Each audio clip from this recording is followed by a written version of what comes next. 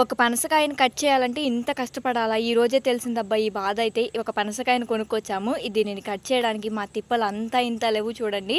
మా పిల్లలేమో తింటామని చెప్పేసి కొయ్యక ముందే అదేమో జిగురు జిగురుగా ఉంది. ఇదిగోండి ఈ రాజు లాంటి చాకుతోనే ఇప్పుడు ఈ పనసకాయని కట్ చేయాలి. రాజు లాంటి చాక ఏంటి అది చిన్నగా ఉంది, దాంతో ఎలా కట్ చేస్తారు అనుకుంటున్నారా? ఫస్ట్ నేను కూడా అలాగే అనుకున్నాను. కానీ చూడండి ఎంత చక్కగా తెగిపోతుందో. ఏదేమైనా పనసకాయని కట్ చేయడం అంటే చాలా కష్టము. ఎందుకంటే ఈ ముక్కలు చేశాను కదా, 2 ముక్కలు, అదైతే నేను చేయలేదు. మా ఇంట్లో వాళ్ళందరూ కష్టం మీద అయితే నేను చేశాను.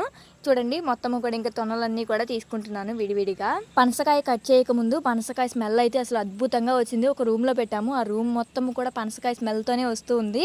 అసలు చాలా బాగుంది స్మెల్ అయితే. ఇక్కడ పనసకాయలన్నీ కూడా కట్ చేసిన తర్వాత ఇదిగోండి ఈ గిన్నె నిండా వచ్చాయి. ఈ ఒక్క కాయ ప్రైస్ అయితే మాకు 200 పడింది. అదే ఈ గిన్నె నిండా ఉన్న పనస తొనలు మామూలుగా కొనాలంటే ఎంత ప్రైస్ పడుతుందో మీకు తెలిస్తే కామెంట్ చేయండి. వీడియో నచ్చితే ఒక చిన్న లైక్ చేయండి. అలానే మన ఛానల్ని ఫాలో చేయండి. బాయ్.